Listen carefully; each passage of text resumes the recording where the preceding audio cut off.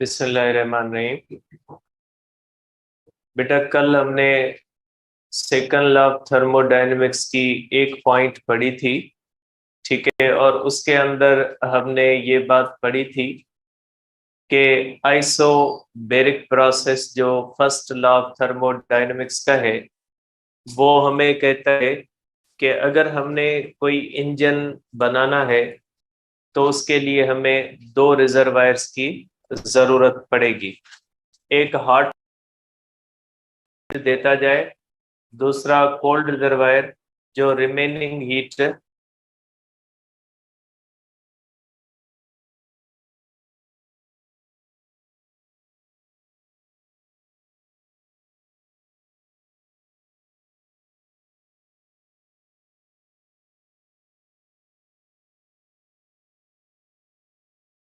जो होगा वो कोल्ड रिजर्वायर की तरफ जाएगा, ठीक है। तो मैं उस पॉइंट को थोड़ा सा जो है वो वापस लिख देता हूं ताकि उस चीज की कंटिन्यूटी हो, और फिर उसको आगे जो है वो डिस्कस करते हैं। बेटा हम पढ़ रहे हैं बेटा सेकंड लॉ ऑफ थर्मोडायनेमिक्स बेटा,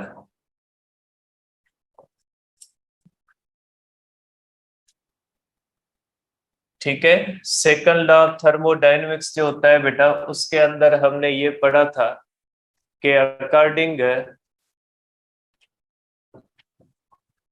to isobaric process, according to isobaric process, heat engine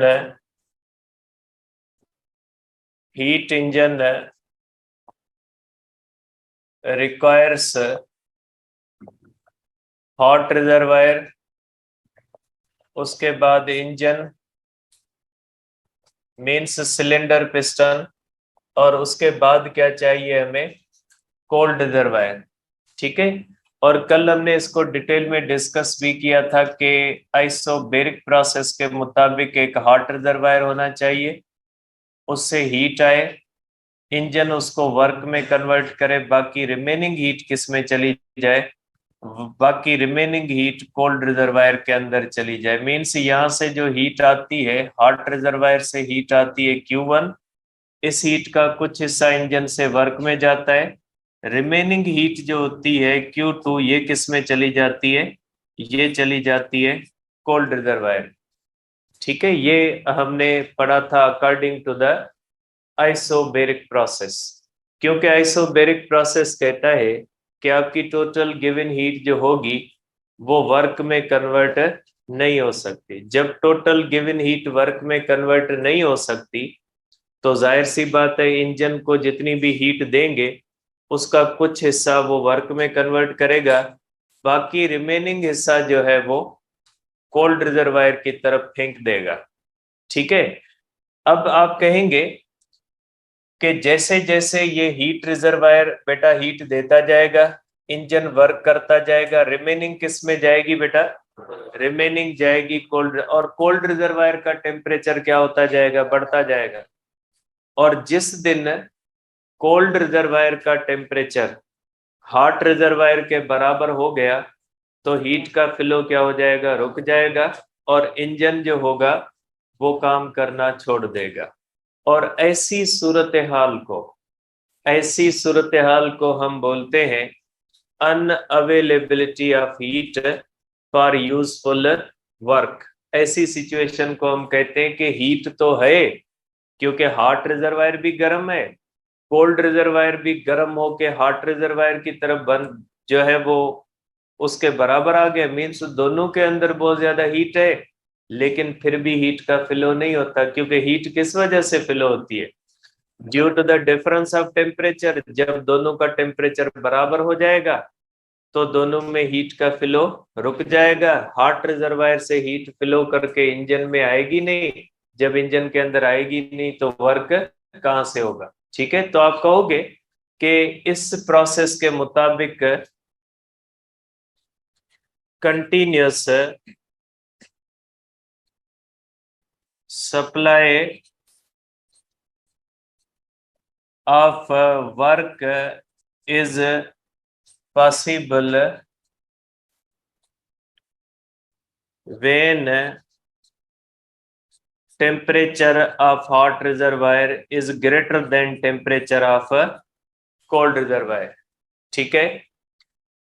और when temperature of hot reservoir is equal to temperature of cold reservoir, then engine stops working बेटा। या आप कह सकते हैं कि temperature of hot reservoir becomes equal to surrounding बेटा, क्योंकि सराउंडिंग को हम कोल्ड रिजर्वायर कहते हैं। कि कोई भी इंजन तब तक काम करता रहेगा जब तक हॉट रिजर्वायर का टेम्परेचर, हॉट रिजर्वायर कौन सा होता है इंजन में बेटा, वो चीज जहां पे फ्यूल बर्न होता है, डीजल या पेट्रोल जहां पे बर्न होता है ना, उसको हॉट, क्योंकि डीजल या पेट्रोल के बर्न होने से हीट पैदा होती है, वहां से इंजन काम करता है। रिमेनिंग हीट जो होती है वो साइलेंसर या मुख्तलिफ जो भी हीट सिंक वगैरह लगे होते हैं इंजन के अंदर, वहां से किस में चली जाती है, एटमॉस्फेयर में।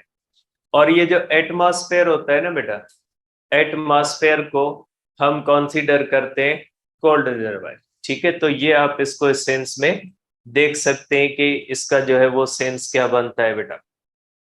अब आ जाते हैं बेटा कि हम देखते हैं कि आइसोथर्मल प्रोसेस क्या कहता है बेटा। According to isothermal process,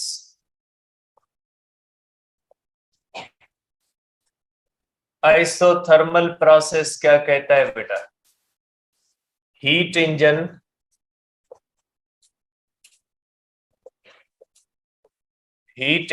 requires बेटा only one reservoir बेटा,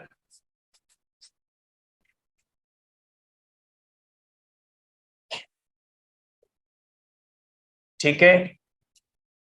देखिए बेटा इसको ध्यान से समझिएगा। इसके मुताबिक बेटा आपको पता है आइसोथर्मल प्रोसेस कहता है कि जब आप किसी भी थर्मोडायनेमिक सिस्टम मीन्स इंजन, यहाँ पे हम उसी थर्मोडायनेमिक सिस्टम को क्या कर रहे हैं बेटा, थर्मोडायनेमिक सिस्टम को हम कह रहे हैं कि ये जो है वो इंजन है, क्योंकि थर्मोडायनेमिक सिस्टम को भी जब हम हीट देते हैं वो किस में कन्वर्ट करता है, वर्क में। और इंजन को भी हीट देते हैं तो वो किस में कन्वर्ट करता है, वर्क में। तो आइसोथर्मल प्रोसेस कहता है कि जब आप किसी भी थर्मोडायनेमिक सिस्टम को आइसोथर्मल प्रोसेस में हीट दोगे, आइसोथर्मल प्रोसेस में अगर आप हीट दोगे तो वो आपकी गिवन हीट को किस में कन्वर्ट कर देगा, वो आपकी गिवन हीट को कंप्लीटली वर्क में कन्वर्ट कर देगा। जब कोई इंजन उसको जितनी हीट दे वो पूरी की पूरी कन्वर्ट कर दे वर्क में, तो बाकी उसके पास क्या बचेगा कि कोल्ड रिजर्वायर की तरफ हीट जाए। मींस कोल्ड रिजर्वायर की तो फिर जरूरत ही नहीं है, क्योंकि कुछ बचेगा नहीं। जैसे एक बंदा है, उसकी इनकम और एक्सपेंसेस बराबर है, जितने वो कमाता है उतने ही वो खपाता है। मींस सेविंग की बैंक अकाउंट की जरूरत ही नहीं, ठीक है। अब देखिए आइसोबेरिक कहता है कि आप कमाते ज्यादा है, आप खाते कम है, तो आपको बैंक अकाउंट की जरूरत पड़ती है। तो आइसोथर्मल कहता है कि अब जो हालात है उसमें कोई जरूरत नहीं, ठीक है। बंद करवा दे। सिर्फ रिजर्वायर की जरूरत है जो हीट देता जाए और इंजन उसको कंप्लीटली वर्क में कन्वर्ट कर देगा, बाकी आपको किसी दूसरे रिजर्वायर की जरूरत ही नहीं, ठीक है। तो पहली बात बेटा, पहली बात क्या कहता है कि only one reservoir is required and continuous supply of work is possible.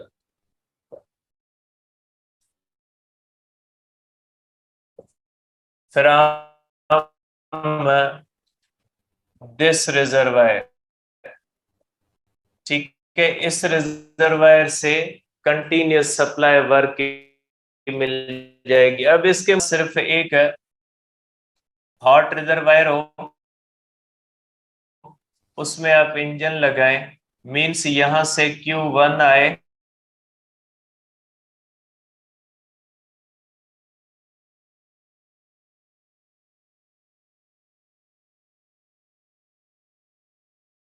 चली जाए,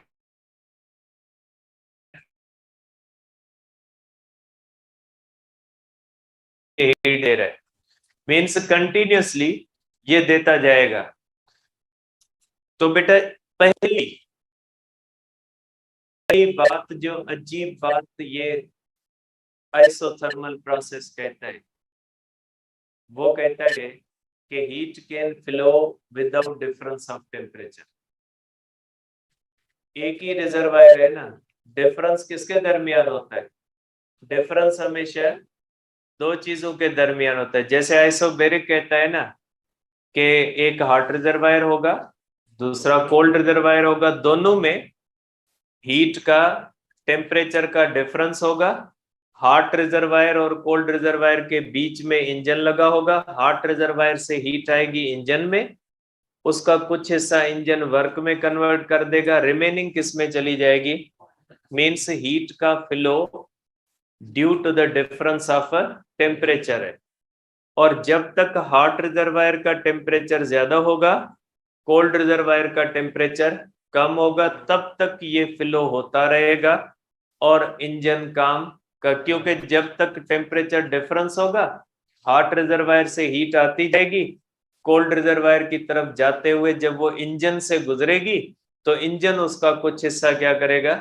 इंजन उसका कुछ हिस्सा वर्क में कन्वर्ट कर देगा और नतीजा ये निकलेगा कि ये सिस्टम चलता रहेगा। हॉट रिजर्वायर हीट देता जाएगा, कोल्ड रिजर्वायर रिमेनिंग लेता जाएगा, बीच में उसका कुछ हिस्सा किसमें चला जाएगा? वर्क में चला जाएगा। ठीक है, तो मींस आइसोबैरिक कहता है कि दो बॉडीज का डिफरेंट टेम्परेचर पे होना जरूरी है। किसके लिए? इंजन के लिए। इंजन के लिए दो बॉडीज का एट डिफरेंट टेम्परेचर्स होना जरूरी है। ठीक है, लेकिन आइसोथर्मल प्रोसेस कहता है कि डिफरेंस की जरूरत ही नहीं है। आपके पास एक बॉडी है, उसके साथ एक ऐसा इंजन अटैच कर दें जो आइसोथर्मल प्रोसेस के ऊपर काम करे, वो उस बॉडी से हीट ले और उसको किस में कन्वर्ट कर दे? वर्क में कन्वर्ट कर दे। मींस डिफरेंस ऑफ टेम्परेचर की बात ही नहीं। देखिए यहाँ पे हॉट रिजर्वायर है, इसके और किसके दरमियान टेम्परेचर डिफरेंस करोगे? डिफरेंस तो हमेशा दो चीजों के दरमियान होता है ना। तो पहली बात जो ये बताता है कि heat can flow without difference of temperature, means ये जो पॉइंट है, ये पॉइंट या आइसोथर्मल प्रोसेस कहता है कि फिर heat can flow without difference of temperature. ठीक है, दूसरी बात, अब देखिए सपोज करें इसका टेम्परेचर, ये सराउंडिंग है, सपोज करें आप इसका सराउंडिंग का टेम्परेचर ले लें कि सराउंडिंग का टेम्परेचर 30 डिग्री सेल्सियस है और इस कोल्ड रिजर्वायर का टेम्परेचर सपोज करें ये 1000 डिग्री सेल्सियस है। अभी इस हॉट रिजर्वायर का टेम्परेचर सराउंडिंग के टेम्परेचर से क्या है? कम, ज्यादा है। अब ये हीट देता जाएगा, कंप्लीटली किस में चली जाएगी? वर्क में। इसका अपना टेम्परेचर क्या होता जाएगा? कम होता जाएगा। अगर इसका टेम्परेचर कम होता जाएगा, सपोज करें इसका टेम्परेचर 30 हो जाता है, मींस इसका टेम्परेचर सराउंडिंग के टेम्परेचर के बराबर होगा, तो क्या ये हीट देगा आगे? क्यों नहीं देगा? क्योंकि ये हीट डिफरेंस की वजह से तो जा ही नहीं रही ना। ये हीट डिफरेंस की वजह से तो नहीं जा रही ना, ये तब होता जब दो रिजर्वायर होते। जैसे आइसोबेरिक अगर प्रोसेस होता तो उसमें जब हॉट रिजर्वायर और कोल्ड रिजर्वायर का बराबर होता तो आगे प्रोसेस क्या हो जाता, बंद हो जाता। लेकिन इसमें तो हीट डिफरेंस की वजह से नहीं आ रही ना, तो क्या फर्क पड़ता है? ठीक है, तो इस बात का क्या फर्क पड़ता है कि जो है वो कि इसका टेम्परेचर अगर कम भी हो जाता है तो क्या हुआ, मींस इस फिर ये जो हॉट रिजर्वायर होगा इसका टेम्परेचर अगर सराउंडिंग से कम भी हो जाएगा तो भी ये क्या करता रहेगा, ये हीट देता रहेगा और इंजन उसके ऊपर काम करता रहेगा। मींस ये जो आइसोथर्मल प्रोसेस कहता है कि फिर आपको इंजन के काम करने के लिए सिर्फ हॉट रिजर्वायर या कोल्ड रिजर्वायर का फर्क करने की जरूरत ही नहीं। आप आइसोथर्मल प्रोसेस के मुताबिक एक इंजन बनाएं, उसको किसी भी बॉडी के साथ कनेक्ट कर दें, वो बॉडी उसको हीट देगी, चाहे उसका टेम्परेचर सराउंडिंग से ज्यादा हो चाहे उसका टेम्परेचर सराउंडिंग से कम हो। आप इसको इस तरह से ले लें कि जैसे फॉर एग्जांपल एक जग है, उसके अंदर पानी ज्यादा है, और सॉरी जग है उसके अंदर पानी है और उससे हमने पाइप लगा के समंदर में डाल दिया, ठीक है। अब अगर उस जग को हम ऊपर पकड़ेंगे तो पानी किस तरफ जाएगा, समंदर में। जब दोनों की हम उनको इक्वल रख देंगे तो न समंदर का पानी जग में जाएगा न जग का पानी समंदर। मीन्स जग का पानी समंदर में तब तक जाएगा जब तक जग की हाइट या पोटेंशियल एनर्जी जग के पानी की ज्यादा है, किससे, समंदर से। लेकिन जब दोनों की बराबर हो जाएगी तो वो फ्लो क्या हो जाएगा, रुक जाएगा, ठीक है। लेकिन उसी जग में से जब हम पीते हैं पानी तो क्या ऐसे किसी डिफरेंस की जरूरत होती है, हम तो उसको पी लेते हैं। ऐसे थोड़ी होता है कि ऊपर करें उसके बाद पानी पिए, ऐसे तो नहीं होता ना, पानी तो हम ऐसे ही पी लेते हैं। तो यहाँ पे यही होता है कि आइसोबेरिक प्रोसेस कहता है जब तक जग का पानी ऊपर होगा तब तक वो पानी का फ्लो होता रहेगा समंदर में, मींस वर्क होता रहेगा। जब दोनों की लेवल बराबर हो जाएगी तो वर्क नहीं होगा। लेकिन आइसोथर्मल कहता है ऐसी जरूरत ही नहीं, आप एक ऐसा इंजन बना ले जो उसको कंप्लीटली हीट को किसमें कन्वर्ट कर दे, वर्क में। फिर आप उसको किसी ठंडी बॉडीज के साथ कनेक्ट करेंगे तो भी वो उससे हीट लेके वर्क में कन्वर्ट कर देगा, या किसी गर्म बॉडी से आप उसको कनेक्ट कर दोगे तो भी वो क्या कर लेगा, वर्क में कन्वर्ट कर लेगा।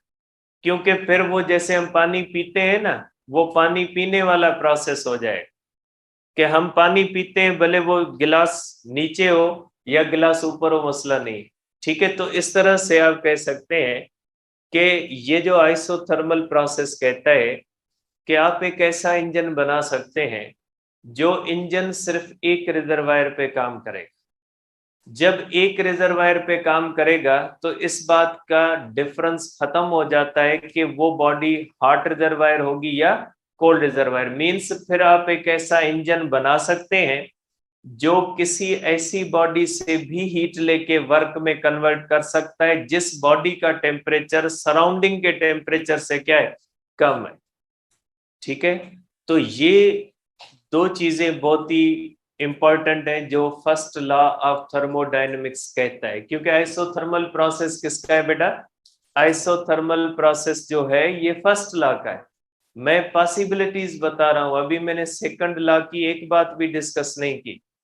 सेकंड लॉ से पहले मैं फर्स्ट लॉ की पॉसिबिलिटीज डिस्कस कर रहा हूं, क्योंकि सेकंड लॉ इंजन से डील करता है। हमने इंजन को पढ़ना है कि किस तरह का इंजन हम बना सकते हैं, किस तरह का इंजन नहीं बना सकते। तो उसके लिए जरूरी है कि पहले हम फर्स्ट लॉ ऑफ थर्मोडायनेमिक्स को देखें कि फर्स्ट लॉ ऑफ थर्मोडायनेमिक्स हमें कौन सी पॉसिबिलिटीज बता रहा है इंजन बनाने की। तो फर्स्ट लॉ ऑफ थर्मोडायनेमिक्स का आइसोबेरिक प्रोसेस, अब इसको मैं दोनों चीजों को फिर जो है वो रिपीट करता हूं। देखिए फर्स्ट लॉ का आइसोबेरिक प्रोसेस कहता है कि अगर आप हीट इंजन बनाओगे तो आपको दो रिजर्वायर की जरूरत पड़ेगी। एक हॉट रिजर्वायर जो हीट देता जाएगा और इंजन उसको वर्क में कन्वर्ट करता जाएगा, क्योंकि आइसोबैरिक पे बनने वाला इंजन 100% हीट को वर्क में कन्वर्ट नहीं करेगा, इसलिए आपको कोल्ड रिजर्वायर की जरूरत पड़ेगी। हॉट रिजर्वायर से हीट आती जाएगी, इंजन उसका हिस्सा वर्क में कन्वर्ट करेगा, रिमेनिंग किस में एक्सपेल कर देगा, रिमेनिंग चला जाएगा कोल्ड रिजर्वायर।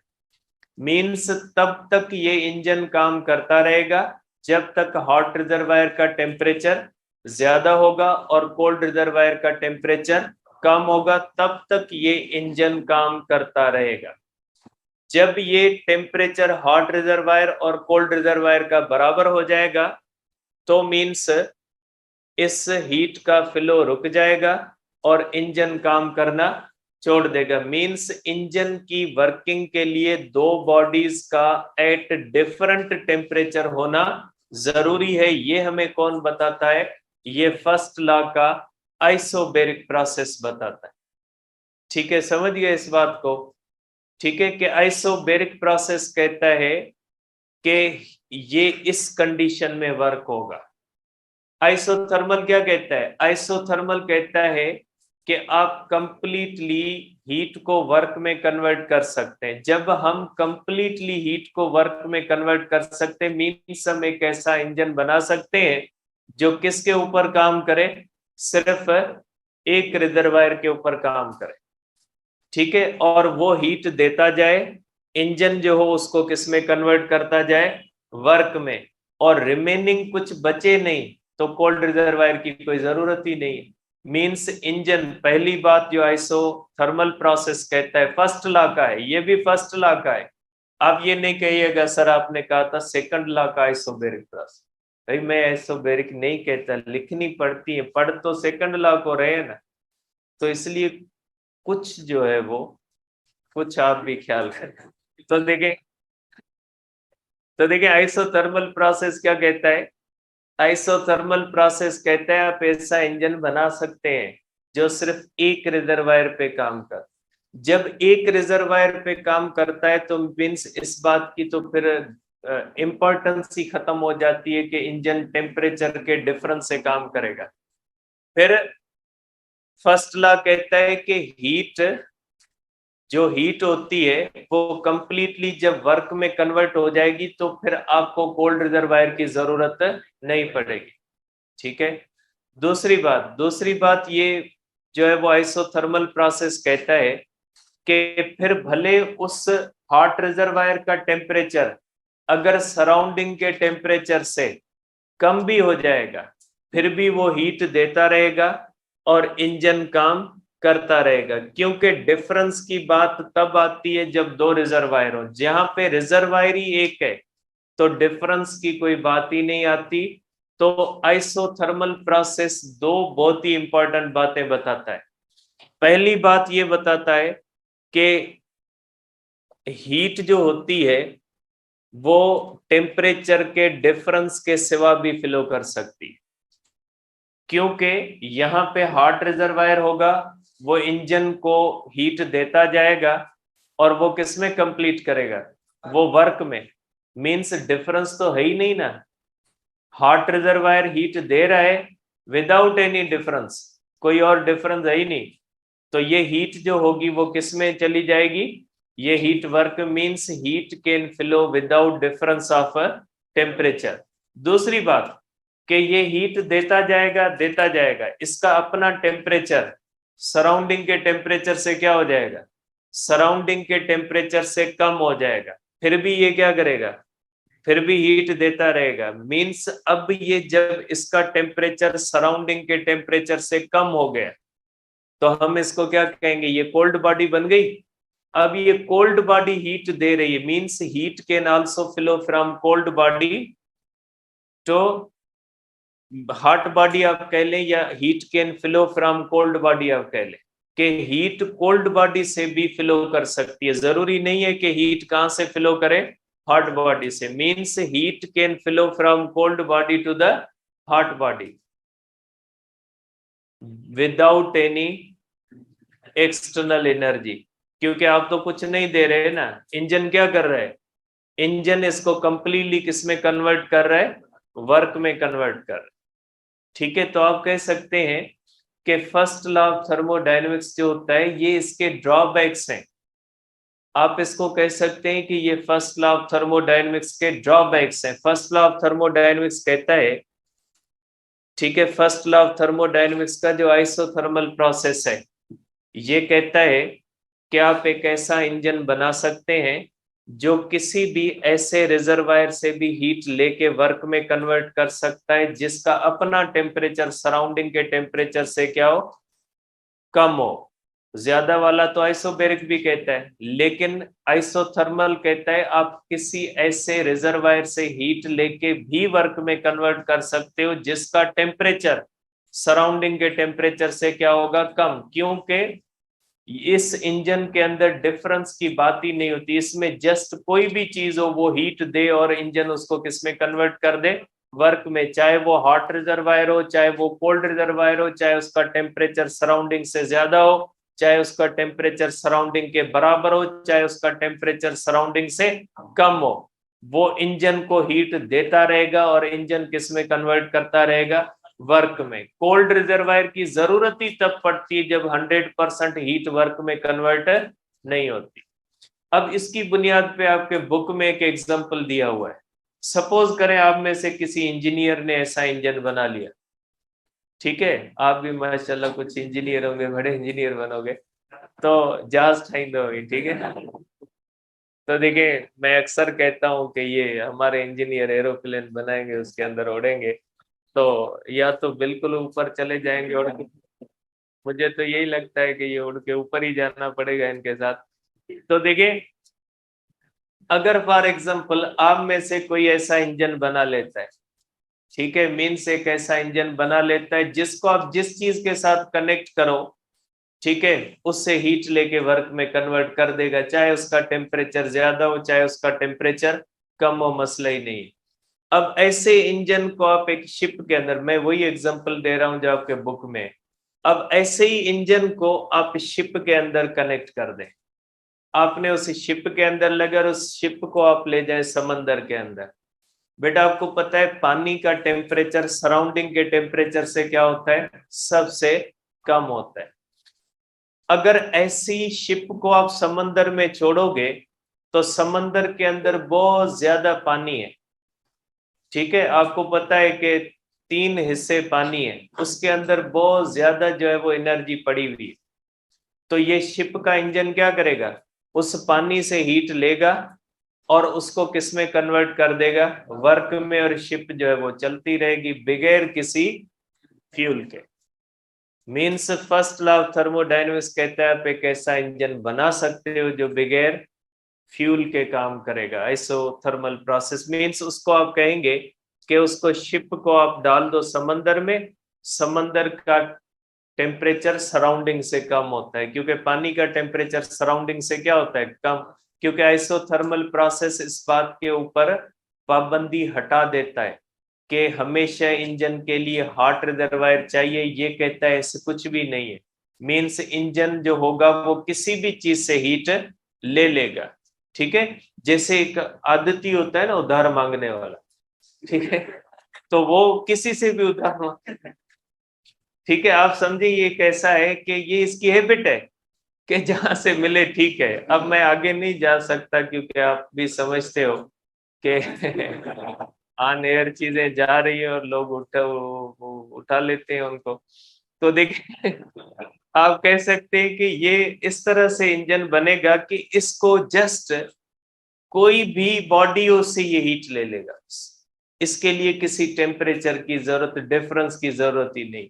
तो अगर ऐसे इंजन को आप शिप में लगा के शिप को पानी के अंदर रखोगे तो शिप जो होगी उसका इंजन समंदर के पानी से हीट लेता रहेगा, उसको वर्क में कन्वर्ट करता रहेगा और किसी भी फ्यूल की जरूरत नहीं पड़ेगी। एक्चुअली ये फर्स्ट लॉ ऑफ थर्मोडायनेमिक्स के ड्रॉबैक्स कहलाते हैं, ठीक है। ये फर्स्ट लॉ ऑफ थर्मोडायनेमिक्स के ड्रॉबैक्स कहलाते हैं जिनको कवर करने के लिए आया सेकंड लॉ ऑफ थर्मोडायनेमिक्स। ठीक है, तो आप कह सकते हैं कि सेकंड लॉ ऑफ थर्मोडायनेमिक्स ने फर्स्ट लॉ ऑफ थर्मोडायनेमिक्स को कवर दिया, कि फर्स्ट लॉ ऑफ थर्मोडायनेमिक्स कुछ ऐसी बातें कह रहा है जिनका प्रैक्टिकली होना पॉसिबल नहीं है, तो उनको जो है वो बैलेंस करने के लिए आया सेकंड लॉ ऑफ थर्मोडायनेमिक्स। इसकी पहली स्टेटमेंट है बेटा, पहली स्टेटमेंट है जिसको हम कहते हैं kelvin Planck statement. Kelvin Planck statement बेटा, ठीक है। केल्विन प्लांक स्टेटमेंट आपके बुक के हिसाब से मैं लिख लेता हूं, इसको आप सिंपली केल्विन स्टेटमेंट भी कह सकते हैं बेटा, इसको आप सिंपली केल्विन स्टेटमेंट भी कह सकते हैं। ठीक है, इसमें ये होता है बेटा, इसमें ये होता है कि it is possible, it is impossible बेटा, it is impossible to drive a continuous supply, to drive a continuous supply of work by cooling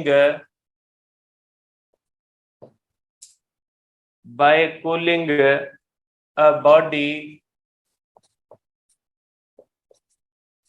to a temperature,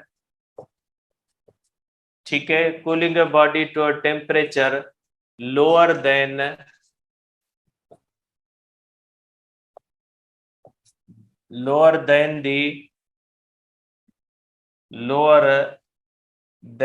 that of the coldest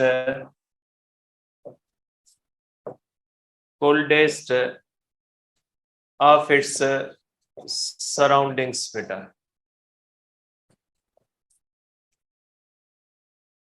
ठीक है, या आप कह सकते हैं कि it is impossible that engine can be 100% efficient, या आप ये भी कह सकते हैं 100% conversion of heat into work is not possible। ठीक है बेटा, ये इसने फर्स्ट लॉ ऑफ थर्मोडायनेमिक्स को लिमिट लगा दी बेटा, और इसने लिमिट लगा दी कि फर्स्ट लॉ ऑफ थर्मोडायनेमिक्स को इस बात से कोई इश्यू नहीं है कि एक ऐसा इंजन बन सकता है जो ऐसी बॉडी से भी हीट लेके वर्क में कन्वर्ट कर सकता है जिसका टेम्परेचर सराउंडिंग के टेम्परेचर से भी कम है, या आइसोथर्मल प्रोसेस को इस बात से कोई एतराज नहीं है कि इंजन के अंदर टेम्परेचर का डिफरेंस जरूरी है या गैर जरूरी है, या फर्स्ट लॉ ऑफ थर्मोडायनेमिक्स का आइसोथर्मल प्रोसेस कहता है कि 100% हीट की कन्वर्शन वर्क में होना पॉसिबल है। मींस ये जो केल्विन या प्लांक स्टेटमेंट है, इसको इंजन स्टेटमेंट भी कहा जाता है। इसके मुताबिक ये स्टेटमेंट कहती है कि जब तक ये स्टेटमेंट कहती है कि आइसोबैरिक प्रोसेस वाला इंजन बन सकता है, आइसोथर्मल प्रोसेस वाला इंजन नहीं बनेगा। सिंपल वर्ड्स में कि जो आइसोबैरिक प्रोसेस कहता है कि दो रिजर्वायर चाहिए होंगे, एक हॉट रिजर्वायर, दूसरा कोल्ड रिजर्वायर। हॉट रिजर्वायर से हीट आती जाएगी, कोल्ड रिजर्वायर वर्क में कन्वर्ट करता रहेगा। ये तब तक होता रहेगा जब तक हॉट रिजर्वायर का टेम्परेचर ज्यादा होगा, कोल्ड रिजर्वायर का टेम्परेचर कम होगा। जब दोनों का टेम्परेचर बराबर हो जाएगा उस वक्त जो है वो इंजन काम नहीं करेगा। अब सिंपली ये कहता है कि आइसोबैरिक प्रोसेस का इंजन बन सकता है, आइसोथर्मल प्रोसेस का इंजन नहीं बन सकता।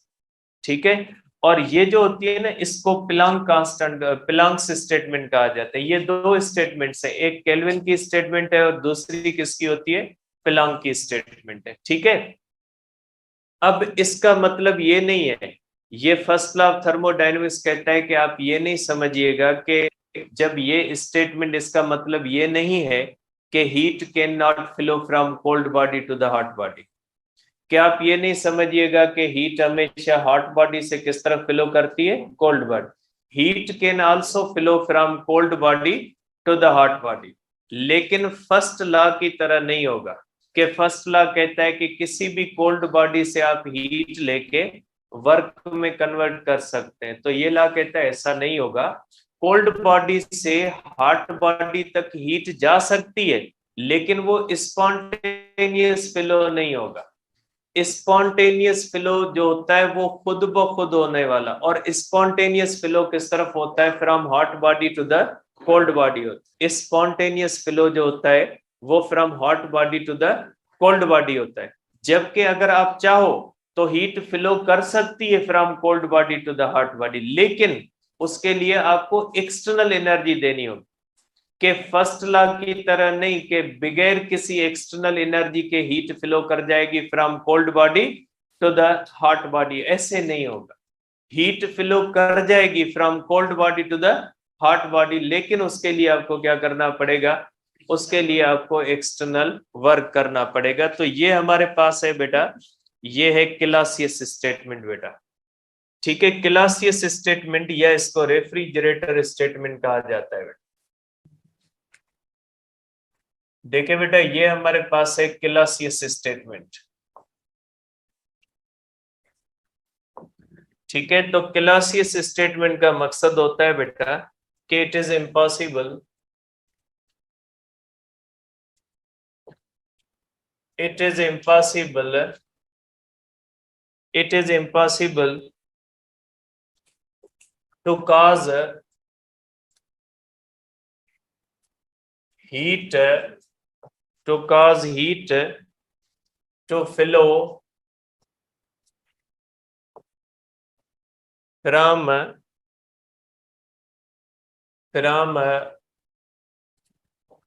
cold body to a hot body, to a hot body without the expenditure, without the expenditure of energy बेटा। कि heat can also flow from cold body to the hot body, लेकिन ये spontaneous flow नहीं होगा। Spontaneous flow वो होता है जिसके अंदर हीट बगैर किसी एक्सटर्नल एनर्जी के फ्लो करे, जैसे नेचुरली होता है। हॉट बॉडी से किस तरफ फ्लो करती है, कोल्ड बॉडी की तरफ फ्लो करती है। ठीक है, तो बेटा आप कह सकते हैं कि ये क्लासियस स्टेटमेंट है और ये कहती है कि ये इम्पॉसिबल है, ऐसा नहीं हो सकता कि हीट फ्लो करे from cold body to the hot body बगैर एनर्जी के, जैसे प्रिडिक्ट करता है फर्स्ट लॉ ऑफ थर्मोडायनेमिक्स। तो ये हो गए बेटा हमारे पास दो स्टेटमेंट्स। अब सपोज करें ये दोनों स्टेटमेंट्स हैं, इनमें से कोई एक गलत हो जाए तो क्या दूसरी गलत होगी या नहीं होगी? ठीक है, देखिए बेटा, सपोज करें केल्विन स्टेटमेंट गलत हो जाती है। अगर केल्विन स्टेटमेंट गलत हो जाएगी, इसका मकसद है आप एक ऐसा इंजन बना सकते हैं जो ठंडी बॉडी से हीट लेके किस में कन्वर्ट कर देगा, वर्क में। ठीक है, क्योंकि फर्स्ट लॉ का ये जो है वो स्टेटमेंट ये बताती है आइसोथर्मल प्रोसेस कि आप किसी भी ऐसी चीज से हीट लेके वर्क में कन्वर्ट कर सकते हैं जिसका टेम्परेचर सराउंडिंग के टेम्परेचर से कम हो। मीन्स आप एक ऐसा रेफ्रिजरेटर बना लें। सपोज करें आप रेफ्रिजरेटर लेते हो, इसको रेफ्रिजरेटर स्टेटमेंट कहा जाता है। सपोज करें ये हमारे पास रेफ्रिजरेटर है और रेफ्रिजरेटर होता है बेटा ठंडा। आप उसके साथ इंजन, ये वाला आइसोथर्मल प्रोसेस वाला इंजन कनेक्ट करें। ठीक है, ये जो आइसोथर्मल प्रोसेस वाला इंजन आप किसके साथ कनेक्ट कर दें, रेफ्रिजरेटर के अंदर चीजें क्या होती है, ठंडी।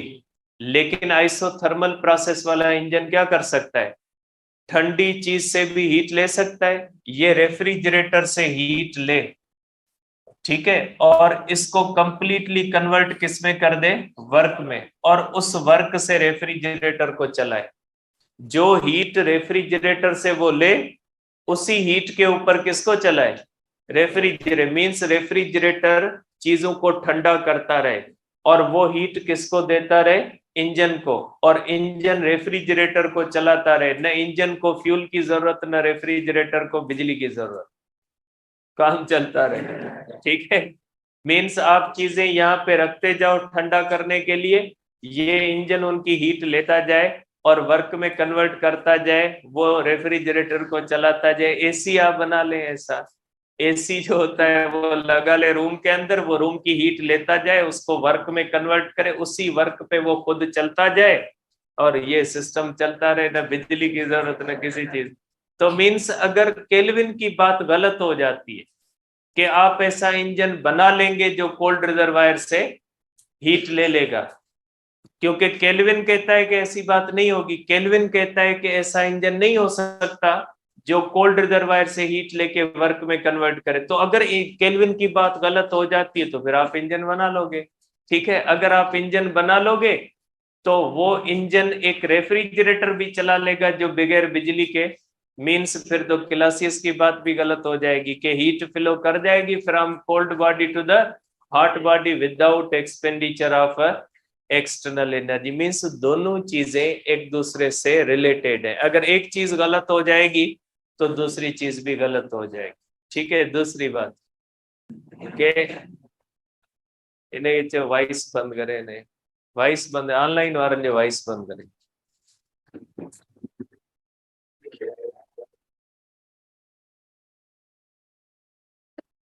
वॉइस बंद करे। सवेर गांव दिशा पे जिया आयो है।